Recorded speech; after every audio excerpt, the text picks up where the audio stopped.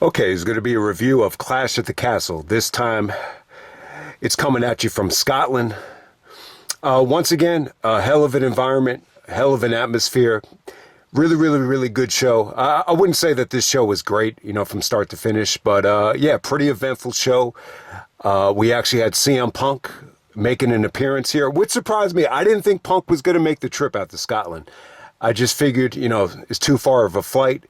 I was expecting Drew to win the championship here. I really, really was. But yeah, they did a creative angle here with Punk playing the referee, and everybody pretty much bought into it. You didn't realize that was Punk until he's waving up the 2 signal at McIntyre. So I thought it was really, really well done, and a good show, man. It really kind of made me excited for the summertime.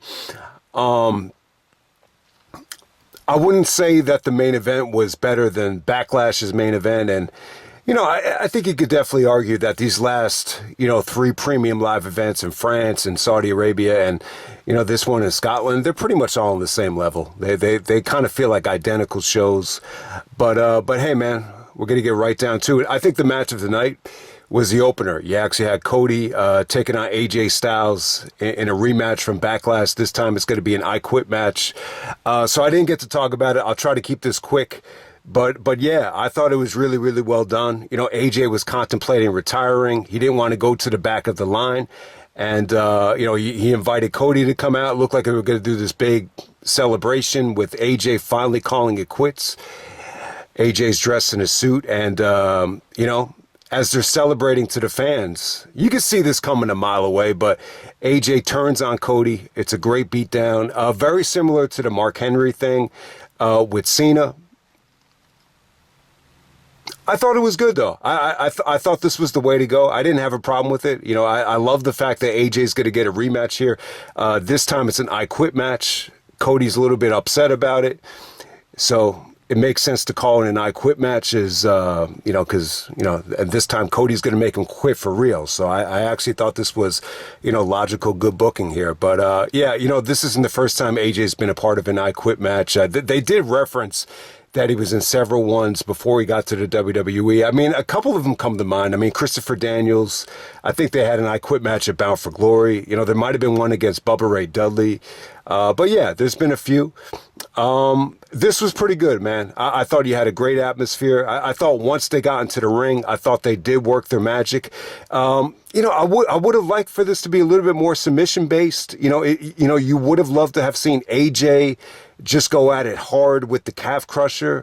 There was some, STFUs, step over cross faces. I think from AJ. It could have been Cody that busted it out. But for the most part, this was more of just blood and guts. They were just kind of going for the kill, fighting all around the arena. They actually brawled back to the gorilla position right in front of Cody's mom. AJ actually made him juice, made him bleed.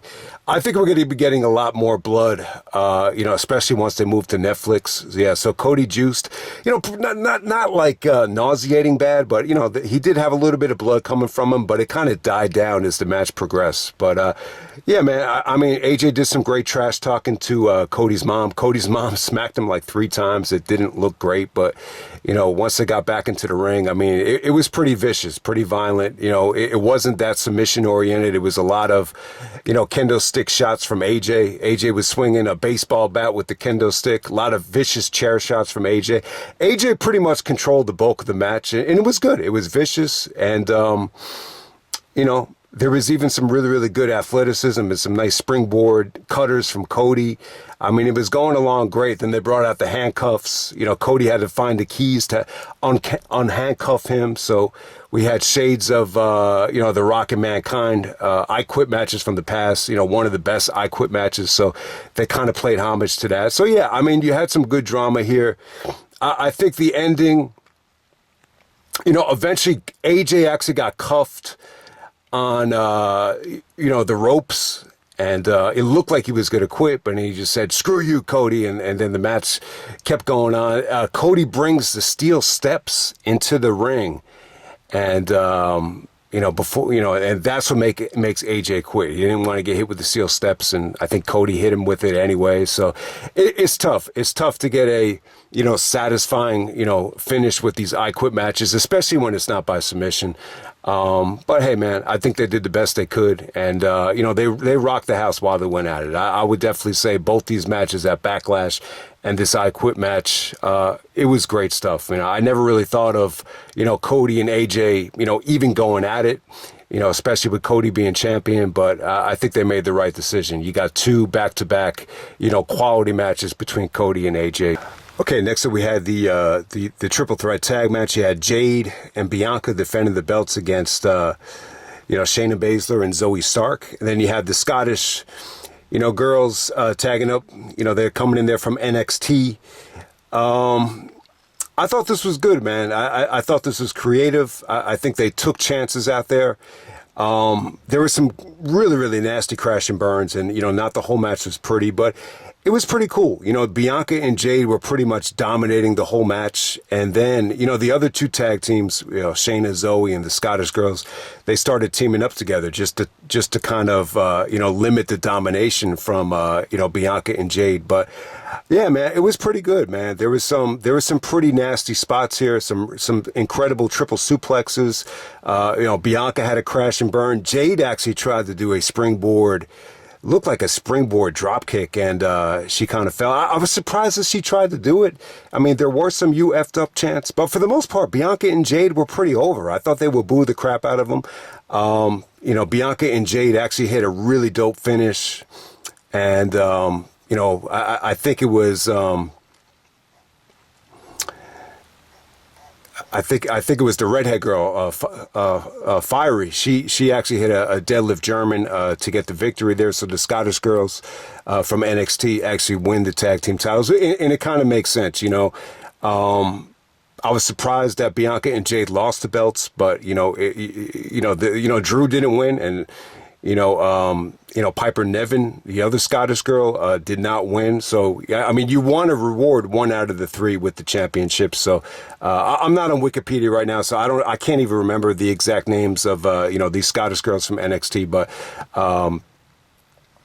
but they actually won the titles, and yeah, it was probably the weakest match of the night, but it was still eventful. It was still definitely memorable. It was better than I expected, to be completely honest with you. Shayna actually got a lot of heat here. There was some guys chanting in the front row. It didn't really catch on, but they were chanting, "Shayna scares me." So that was kind of funny. Okay, next up you had Chad Gable challenging Sami Zayn for the Intercontinental Championship. Once again, I think these guys, could have had a better match right here. I think they have amazing chemistry. I think Sami and Chad, awesome wrestling match here. There was some tremendous execution throughout parts of the match. I think what kind of brought it down is, very much like King and Queen of the Ring. The Alpha Academy was out there. The female, the blonde, I can't remember her name, but she was dressed very sexy. She had her ankle in a boot, selling the ankle injury. You had Otis out there. And, there was just a lot of, bickering, between them and Chad throughout the match. And I thought that kind of brought it down. But, you did have some tremendous action here from Chad with the German suplexes came off great. Sammy's exploder, the way he spaced it out before he executed it, it was awesome. And, the setup into the chaos theory from Chad Gable, that was probably the spot in the match. And, Sami actually took out Otis a couple of times. I mean, you definitely had some nice high spots from Sami. There was a really, really interesting spot where, Chad had Sami locked in the ankle lock on the outside, and Chad counters it, and then Sami goes right into the girl, and that pisses Otis off, and then we got Otis and Chad Gable just staring at each other, and they're teasing the the Otis heel turn, or the Otis babyface turn, so you have that going on there. So I mean, I'm a little bit frustrated because you saw so much potential if this had just been straight up, but they're really, they're doing the storyline here with Chad just being a little bit of a prick to these two. I think, Corey Graves is trying to compare this to, he compared it to Ninja Turtles with Chad Gable being the Splinter of the Alpha Academy. I think that's what he was going for. But yeah, once they got back into the ring, Sami wins convincingly with the Yakuza. Kind of a disappointing match, but I thought it had moments of greatness. Sami kind of waves bye-bye to Chad, kind of telling him, like, this is your last shot. He had the shot in Montreal, and, he had the triple threat match, and I definitely think these two guys have a better match in them. There's just a lot of, Chad, playing up to the Alpha Academy on the outside. It just really took away from the match for me. But, inside the ring, though, make no mistake about it, Sami and Chad had some moments of greatness. Next up, we have Bayley actually taking on Piper Niven. Shade to Pat McAfee there from the Royal Rumble. Yeah, Piper Niven. This is formerly known as Dewdrop. I thought it was good. I think you could really argue that Bayley and Piper, was just as good as Mercedes and Willow from Double or Nothing. I just think, this had a better crowd. Some people might get pissed off by me saying that, but I really think it was that good. I think Bayley was good here, man. I mean, she really, as a babyface now, it just feels like she's just focusing on her, moveset in the ring. I think she was awesome here. She had some really nice feats of strength, picking up Piper Niven, because Piper's a big girl and almost twice Bayley's size, and Bayley was able to belly her off the top rope. She was able to hit some really nice crucifixes. So I thought she was able to move Piper, even better than Mercedes was able to move Willow. But, no disrespect to Mercedes. I know she's really, coming off of a major injury. But I thought this was quality stuff. And shout out to Piper Niven. She did not go over. I mean, the fans were into her. I didn't realize she was Scottish, and I didn't realize she had such a thick accent. But yeah, I would definitely say Bayley got a little bit of heat here, but it wasn't like overwhelming. It really wasn't like a massive amount of heat for Bayley. And I would definitely say, Piper was probably the less over out of the three major Scottish, parties going for the championships. And, Piper looked good. She busted out a nice Michinoku driver, which came off great. She busted out the black hole slam, as Corey Graves shouted out, straight into the abyss. I love that call because he's, shouting out abyss. And, it definitely does feel like, WWE is doing a lot of work with TNA, so definitely look out for that. Yeah, so it was a quality match between Bayley and Piper Niven. I wouldn't say it was great, but it was pretty good. Next up, we had Damian Priest defending the World Championship against Drew McIntyre. Drew got the great entrance. He had the Scottish band coming out with the bagpipes and everything. It was quality stuff. So, Damian Priest, this is probably the most amount of heat that he's ever gotten, man. He got a decent amount of heat out there. I think the match was good, not great. There were some really, really great, sequences towards the end. The first Claymore kick out was awesome because I think Damian tried to do like a Hurricanrana. Drew lands on his feet, and then the Claymore just came out of nowhere. And, everybody in the building just thought that was it. I thought it was it too. I figured they put the title on Drew here. I figured if you're going to do Drew and Punk, maybe make that for the championship. But, I'm thinking of it like this. I'm thinking, Gunther is going to be in the championship picture at SummerSlam. Does it really make sense to throw Punk into the title picture if Gunther is going to be in the championship match at SummerSlam and most likely in Germany in September? It just doesn't. I mean, Punk and Gunther, it just doesn't make a lot of sense, because there's so many other guys that you want to see Punk, feud with. It just doesn't make sense for him to feud with Gunther, even if you put him in a triple threat scenario. So yeah, it looks like Punk and Drew will not be for the championship. But, the match was pretty good. I think Priest, struggled a little bit. This is really his first big-time main event. He tried to do a tope and he almost tripped. He actually got caught up into the ropes. I thought he might have gotten hurt or hurt his ankle. I mean, he was doing a lot of selling throughout the match, but I think he was just selling. I don't think he, hurt his knee or hurt his ankle, but, he was selling a lot. So it's tough to tell exactly how, messed up he was. But I thought he performed pretty good. I mean, some of his insecurities came off great. I think, it was a really competitive match, man. I thought the crowd was awesome. There was some really, really good kickouts towards the end. You know, the ref bump at the end, it was pretty good. I mean, they tried to, you know, give 2 ref bumps at you, and it was pretty creative because the first ref bump, the referee actually got out of the way, and Michael Cole actually gave him credit. It's like, oh, great agility by the referee to avoid the generic ref bump. And then he ends up taking the bump the very next spot. So that enables, you know, Punk to come out. And after Drew hits the Claymore, it's a near 2 count. There's a shot of Punk with his back to the camera, so you can't see that as Punk. And then all of a sudden, you see this guy holding up the number 2 at Drew McIntyre, and then you see that it's actually Punk, and it's like, holy shit.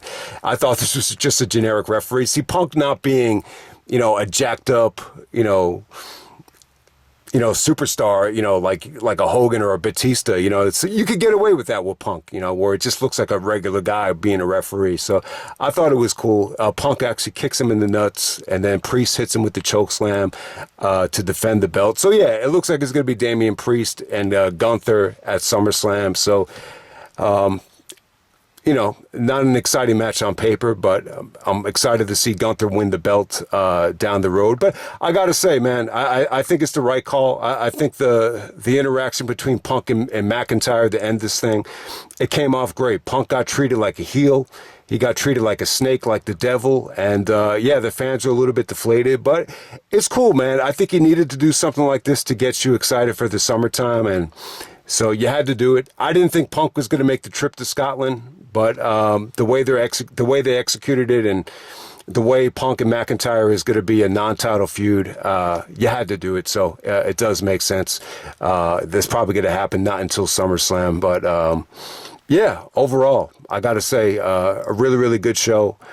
I think AJ Styles and Cody was probably the match of the night. You know, the Punk stuff was, you know, something to get people talking and something to make you excited in terms of looking forward to Raw tomorrow to see McIntyre's reaction. The way they sold it was that McIntyre was going to explode. I thought they were going to do something where Drew was going to destroy the announce table like Brett did at Montreal, but they didn't really go in that direction. But they sold it like Drew was going to, you know, do something crazy when we get to Raw. So we'll see what happens there. But I'll end it right there, man. That's Clash at the Castle, this time in Scotland.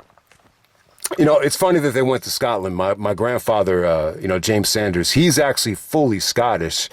You know, he's from the South, but his ancestry is Scottish. So it's really the first time they've ever been to Scotland. So it was pretty cool. Great moment for Drew. You know, the fans were totally behind him.